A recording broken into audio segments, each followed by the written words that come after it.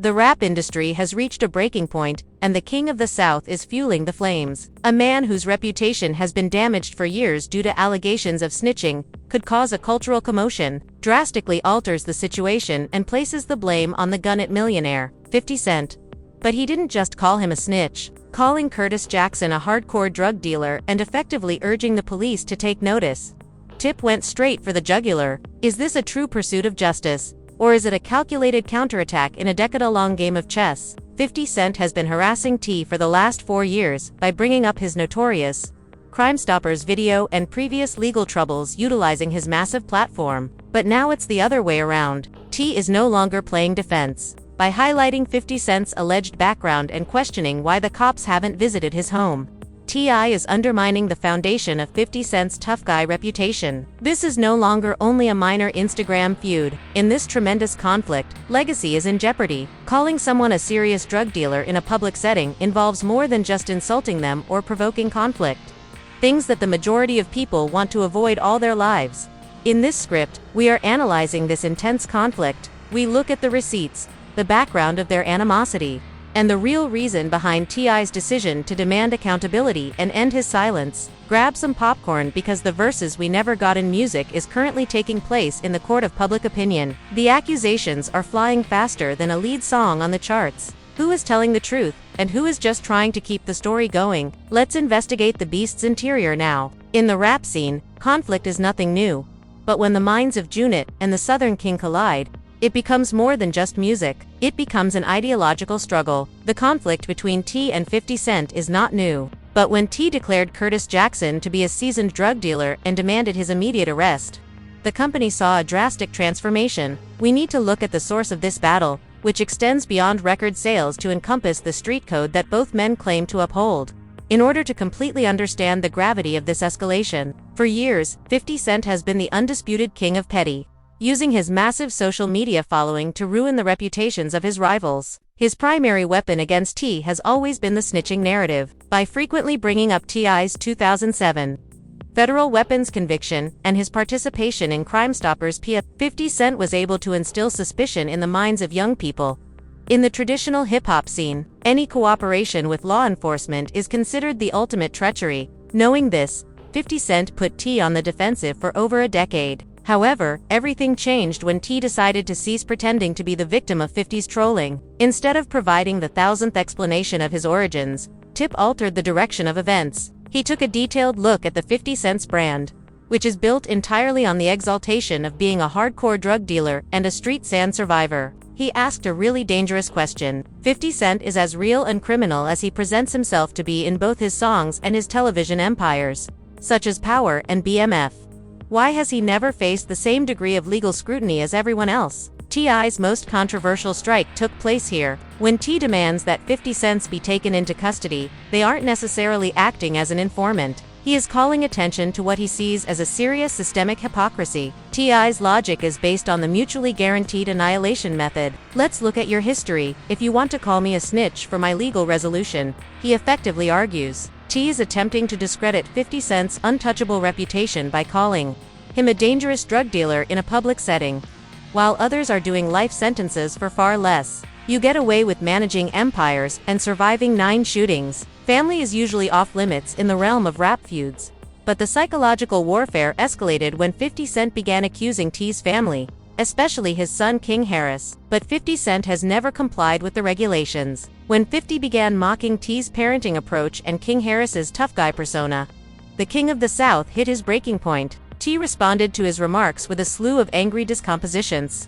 including as War and the Right One, in which he did more than just rap. He questioned 50's character, claiming to be a GAINST, and characterizing him as a digital bully who hides behind a screen but relies on the system's protection. T.I.'s demand that 50 Cent be arrested is a well-thought-out effort to change the public's perception of 50 Cent from a street icon to a protected asset. Tip argues that 50 Cent's career is inconsistent because he profits from the stories of drug dealers and gangsters, including the Black Mafia family, while maintaining tight ties to companies and alleged law enforcement. 50 snitch jokes become less effective if T can convince the audience that 50 Cent is a figure protected by the business. The core of 50 Cent's get rich or die trying reputation is threatened by this remark, which goes beyond any lyrical punch. The reaction from the hip-hop world has been a mix of shock and analysis. Many fans are divided. Some believe T has finally lost his mind by reporting a rival to the police, while others believe it's a fantastic way to draw attention to the unjust practices in the industry. T challenges the idea that the truth is more nuanced than a meme by pointing out that people who yell "no snitching"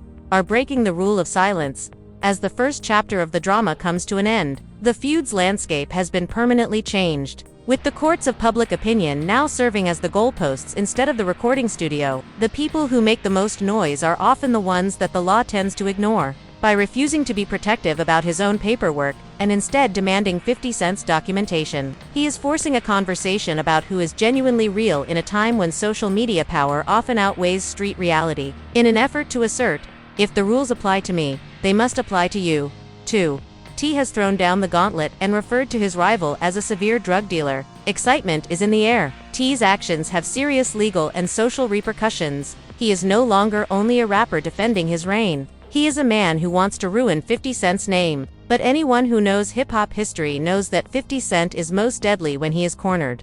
He built his career on conflict and isn't the type to let an accusation like hardcore drug dealer. Gokhan said, "T has lit the fuse and the explosion is about to happen," setting the stage for a counterattack that could define the next 10 years of hip-hop history. In addition to whether 50 Cent will respond, the question is how much damage both guys are prepared to do to their legacies in order to prove who is the most genuine person in the room. The Southern King has called for an arrest, but by doing so, he might have exposed himself to a degree of scrutiny for which no one, not even a king, is really ready. "If you come for the king, you better not miss" is an aphorism in the realm of high-stakes rap feuds. When T dubbed 50 Cent a serious drug dealer and demanded an arrest, he wasn't just throwing punches. But 50 Cent is more than simply a rapper, he is a maestro of digital execution. The utter silence that ensued after T.I.'s demand was merely a prelude to the tsunami of trolling. 50 Cent has amassed an empire on the ruins of his rivals' reputations. From Rick Ross to Ja Rule, he refused to allow T to alter the game's regulations without a battle. And the shift from two takes us from T.I.'s aggressive action to 50 Cent's deliberate undermining of T.I.'s reputation. Rather than filing a police report or filing a lawsuit, 50 Cent responded with what T hates the most: humor mixed with humiliation. Within hours of his hardcore drug dealer words making headlines, T's 50's Instagram became a showcase of his most vulnerable moments. 50 began by ridiculing the idea that a man with T.I.'s paperwork history would ever order someone else's arrest, since the irony was too big to resist. The conflict's course deteriorated and turned familial after he called T the Federal Bureau of Atlanta. As was said in the basis of this conflict, King Harris, T's son, has been trying to establish his own street reputation, which regularly leads to public humiliation for the Harris family. Like a predator, 50 Cent seizes this chance. He began posting recordings of King Harris's outbursts and comparing them with T's King of the South speeches in an effort to show that T couldn't even run his own household, much less pick who the police should arrest. For T, who had to balance his duties as a rap warrior and a loving parent, this was the pinnacle of disrespect. As the fever rose, the company began to divide geographically and politically, a dual identity that 50 Cent viciously exploited. The local legends in Atlanta stayed mostly mute, honoring T.I.'s legacy while being wary of 50 Cent's scorched earth attitude, while the Gun It-era disciples in New York were revived. The discussion shifted to the street. Code is T, proving the truth of 50 Cent's snitch allegations if he is calling for an arrest. Many purists think that you have lost the street war. It was telling the truth. But according to 50 Cent, T was exhibiting signs of emotional instability. This part of the narrative also highlights how the power relations around beef in 2026 have significantly changed. T is trying to use logic and civilian reasons to argue to the fairness of the law, whereas 50 Cent is utilizing every time T uploads a video detailing his position using huge vocabulary terms, what 50 refers to as dictionary talk. 50 Cent responds with a 5-second meme that has 10 times the interaction.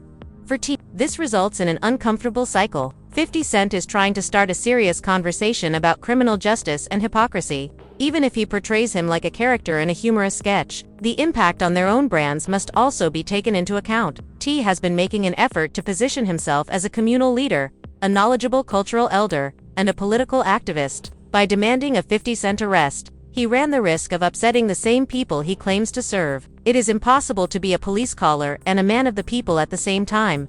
According to hip-hop terminology, 50 Cent exploited this contradiction by depicting T as a confused activist by asserting that a real, serious drug dealer would never be as boisterous as T. 50 further undercut T's attempts to classify him. The tension reached a fever pitch when whispers began to circulate that T was putting together a folder of evidence to back up his claims.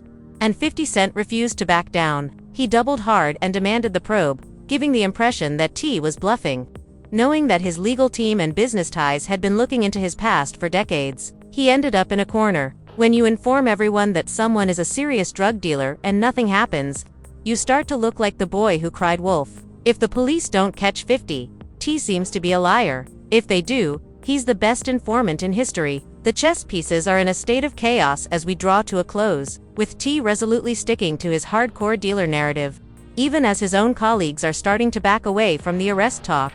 50 Cent is smiling all the way to the bank as he uses the argument to highlight his most recent television efforts. The conflict has grown from a musical disagreement to a fundamental struggle over who gets to define realness. It's possible that 50 Cent inadvertently made a cage for his own image, but I still wanted to put him in one. These days, it goes beyond simply identifying the best rapper. It has to do with the receipts. We'll see what occurs when the digital battle spreads to the real world in the following section. Even though 50 Cent rejected T's demand, the streets are still keeping an eye on things.